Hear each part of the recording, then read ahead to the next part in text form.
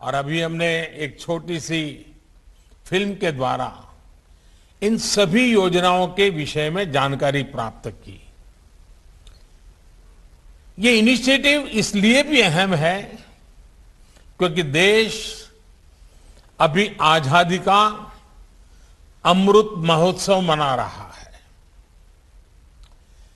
आजादी के 100 वर्ष होने पर भारत कैसा होगा, इसके लिए आज भारत नए संकल्प ले रहा है। आज जो योजनाएं शुरू हुई हैं वो भविष्य के भारत को आकार देने में अहम भूमिका निभाएगी। आज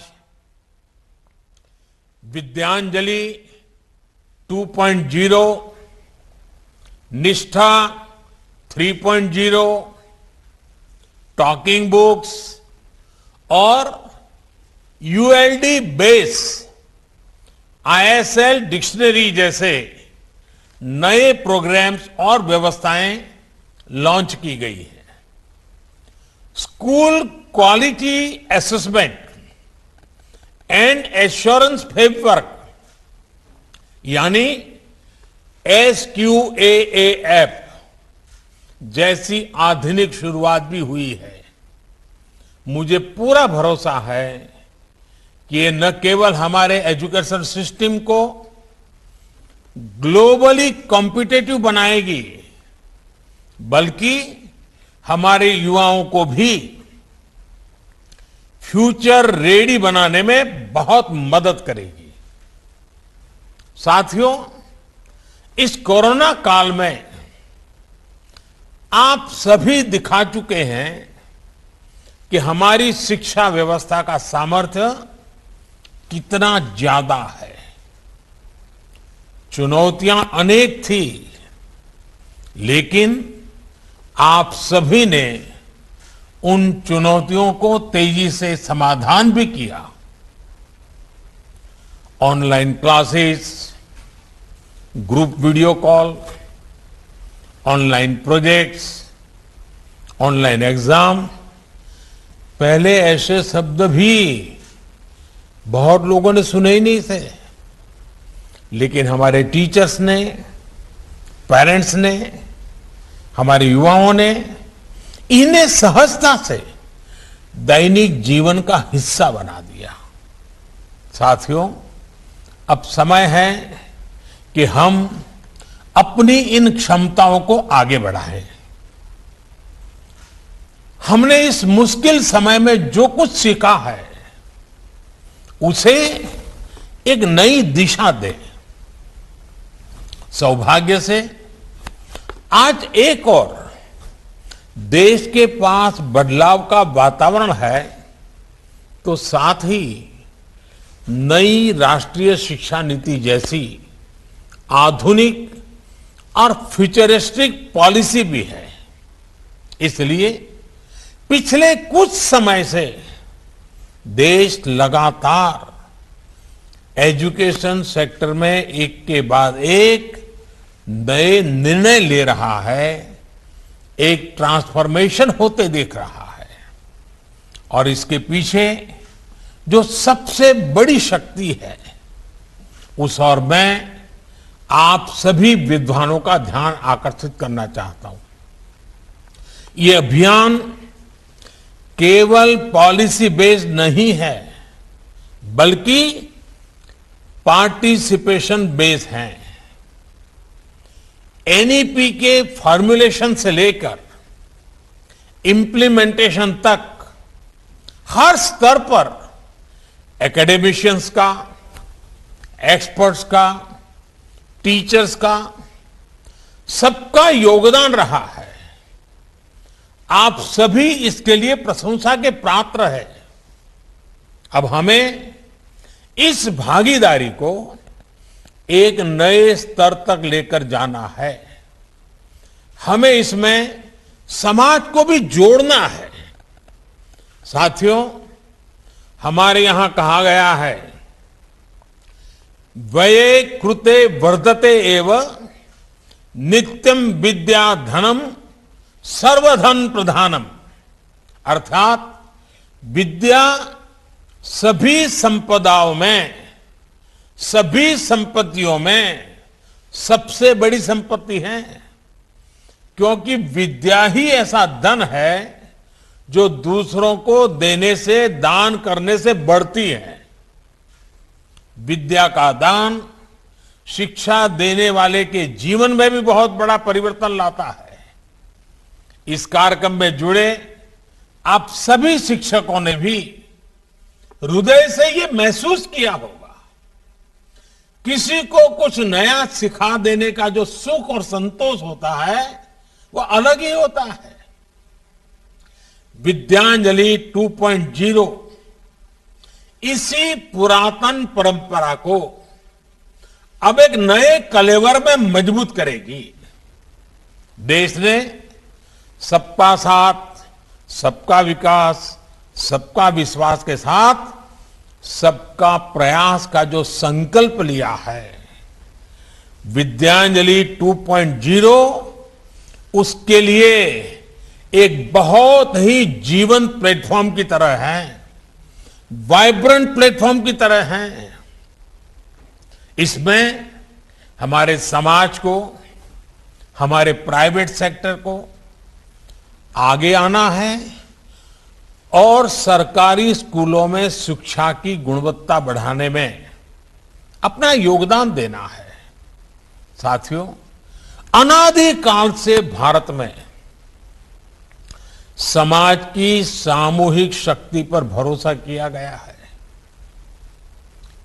ये अरसे तक हमारी सामाजिक परंपरा का हिस्सा रहा है। जब समाज मिलकर कुछ करता है तो इच्छित परिणाम अवश्य मिलते हैं। और आपने ये देखा होगा और देखा है कि बीते कुछ वर्षों में जन भागीदारी अब फिर भारत का नेशनल कैरेक्टर बनता जा रहा है। पिछले 6-7 वर्षों में जन भागीदारी की ताकत से भारत में ऐसे ऐसे कार्य हुए हैं जिनकी कोई कल्पना भी नहीं कर सकता था। चाहे स्वच्छता आंदोलन हो, गिव इट अप की स्पिरिट से हर गरीब के घर में गैस का कनेक्शन पहुंचाना हो, गरीबों को डिजिटल लेन देन सिखाना हो, हर क्षेत्र में भारत की प्रगति ने जन भागीदार से ऊर्जा पाई है। अब विद्यांजलि भी इसी कड़ी में एक सुनहरा अध्याय बनने जा रही है। विद्यांजलि देश के हर नागरिक के लिए आह्वान है कि वो इसमें भागीदार बने, देश के भविष्य को गढ़ने में अपनी सक्रिय भूमिका निभाएं, 2 कदम आगे आएं। आप एक इंजीनियर हो सकते हैं, एक डॉक्टर हो सकते हैं, एक रिसर्च साइंटिस्ट हो सकते हैं, आप कहीं आईएएस ऑफिसर बनकर के कहीं कलेक्टर के रूप में कहीं काम करते हो। फिर भी आप किसी स्कूल में जाकर बच्चों को कितना कुछ सिखा सकते हैं। आपके जरिए उन बच्चों को जो सीखने को मिलेगा उससे उनके सपनों को नई दिशा मिल सकती है। आप और हम ऐसे कितने ही लोगों के बारे में जानते हैं जो ऐसा कर भी रहे हैं। कोई बैंक का रिटायर्ड मैनेजर है, लेकिन उत्तराखंड में दूर दराज पहाड़ी क्षेत्रों के स्कूलों में बच्चों को पढ़ा रहा है निवृत्ति के बाद। कोई मेडिकल फील्ड से जुड़ा है, लेकिन गरीब बच्चों को ऑनलाइन क्लासेस दे रहा है, उनके लिए संसाधन उपलब्ध करवा रहा है। यानी आप चाहे समाज में किसी भी भूमिका में हो, सफलता की किसी भी सीढ़ी पर हो, युवाओं के भविष्य निर्माण में आपकी भूमिका भी है और भागीदारी भी है। अभी हाल ही में संपन्न हुए टोक्यो ओलंपिक और पैरा ओलंपिक में हमारे खिलाड़ियों ने शानदार प्रदर्शन किया है। हमारे युवा इनसे कितना प्रेरित हुए हैं।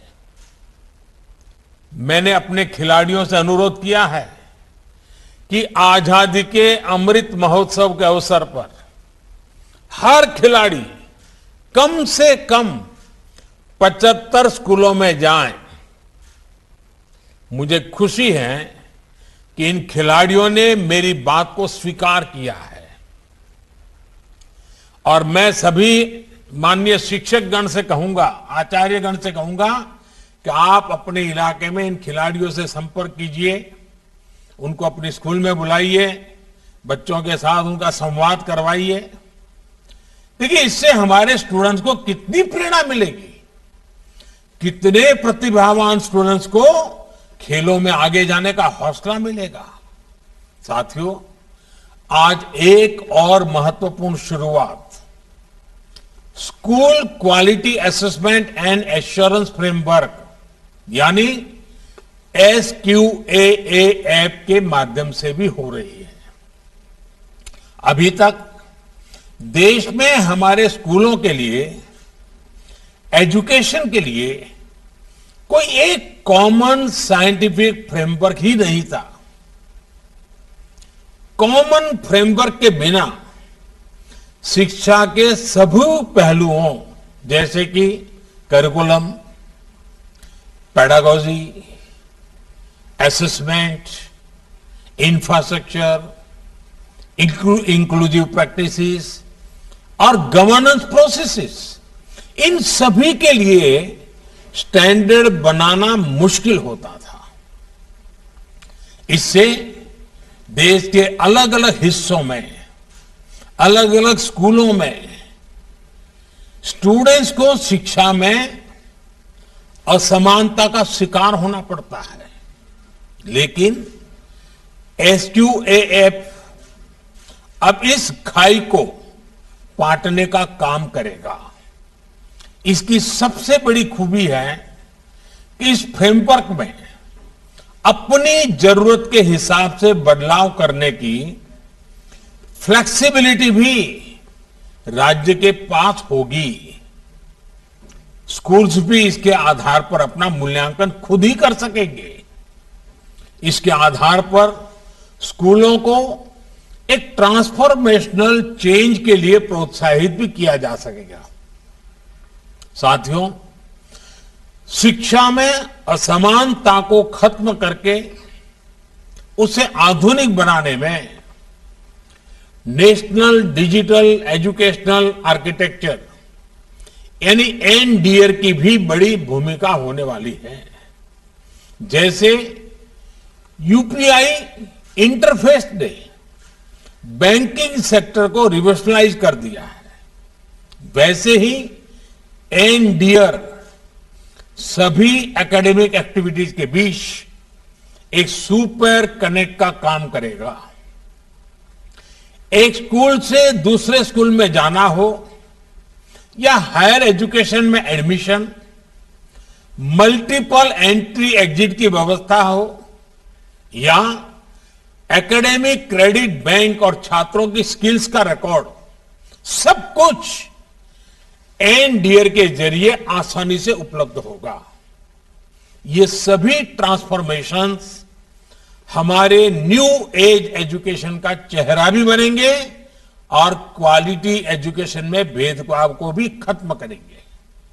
साथियों, आप सभी इस बात से परिचित है कि किसी भी देश की प्रगति के लिए एजुकेशन न केवल इंक्लूसिव होनी चाहिए बल्कि इक्विटेबल भी होनी चाहिए। इसलिए आज देश टॉकिंग बुक्स और ऑडियो बुक्स जैसी तकनीक को शिक्षा का हिस्सा बना रहा है। यूनिवर्सल डिजाइन ऑफ लर्निंग यानी यूडीएल पर आधारित 10,000 शब्दों की इंडियन साइन लैंग्वेज डिक्शनरी को भी विकसित किया गया है।